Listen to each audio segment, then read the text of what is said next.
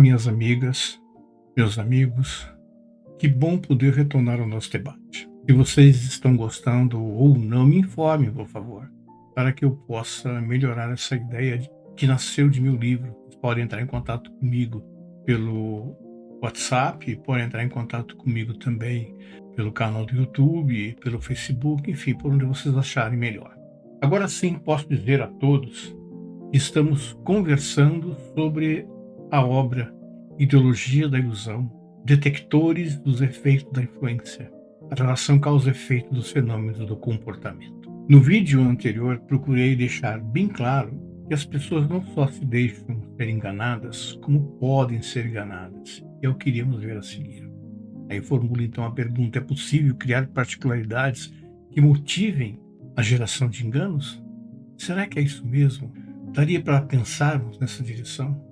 Para darmos início a esse questionamento, trago os professores Frank Stagiano e Paul Wilson, responsáveis pelo artigo publicado na Universidade de Cambridge em 2009, cujo título é Entendendo as Vítimas de Golpes: 7 princípios para a segurança de sistemas. Ficou constatado pela pesquisa que há ações que são programadas para gerarem convencimentos e são identificadas tanto para produzir a boa-fé quanto a má-fé. Por um lado, como gestar reconhecimento de valores éticos e morais, preservando os direitos individuais e coletivos de uma sociedade, quando aqueles que são gerados para a produção da má conduta, intenção irrefletida em causar prejuízos e danos materiais, segue o processo inverso, quebrando os direitos individuais e coletivos. Os autores são precisos ao afirmarem que os princípios motivacionais para a geração de enganos e fraude seguem uma única direção com procedimentos que assegura aos indivíduos a não se policiarem diante de fraudes. Perante tal questionamento, trazendo um olhar filosófico e sociológico para esse nosso bate-papo, já poderíamos colocar em evidência o entendimento de que há base que sustenta a ideologia. Vamos refletir. Vivemos em uma sociedade de consumo. Um consumidor que é estimulado a consumir de forma descomedida e ostensivamente, que muitas vezes não tem a menor noção da real necessidade. Uma realidade que lhe é imposta pelos resultados econômicos da lucratividade empresarial. Todavia, não se questiona o lucro, tampouco a amplitude do dito empresarial. Não se pode negar que não deixa transparecer dentro da funcionalidade do mercado nada além de ambição, cobiça, interesses. Se esse caminhar em seu todo não privilegiasse o hedonismo, a falsa visão de igualdade social e de renda, quem sabe o mundo fosse menos compulsivo às desigualdades de classes sociais. Sugiro então que venhamos a compreender o termo ideologia.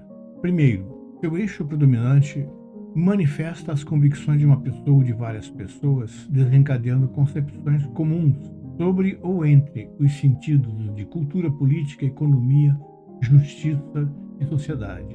Retira-se daí o contexto do juízo da crítica. É algo que vamos avançar mais à frente, vamos discutir mais à frente, porque esse instrumento é um instrumento que foi largamente estudado por Immanuel Kant e que tem tudo a ver na compreensão da questão da ideologia. Segundo, o juízo da crítica, em processo de dominação, atua sobre os conceitos de certo e ou de errado, induzindo suposições que podem enfraquecer ou corromper a individualidade, na direção de um condicionamento, uma obediência, que se aplica aos indivíduos ao seguirem determinado influenciador, sem que a decisão passe obrigatoriamente por reflexão. É o que se chama de comportamento de manada. O influenciador é um instrumento de todo esse contexto e que nós vamos dar o nome de estranho.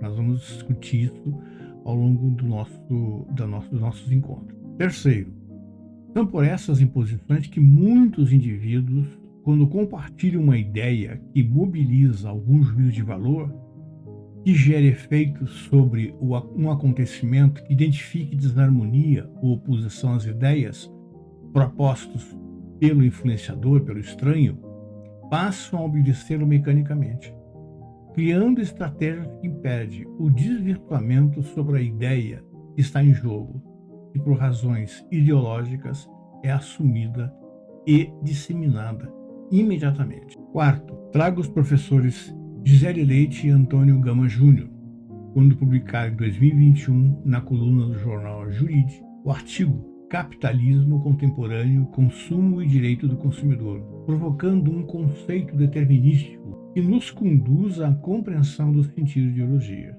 Ou seja, abre aspas, sabemos que a ideologia se refere à produção de sentidos explicativos, de significados derivados de uma determinada visão de mundo, que, no limite, acaba se comportando como um critério de aprovação ou reprovação de condutas humanas, como um critério de definição das redes de afinidades estabelecidas entre parceiros e adversários, em que disputas políticas envolvem o cotidiano e o destino de uma coletividade. Concluímos aqui então nosso vídeo 2.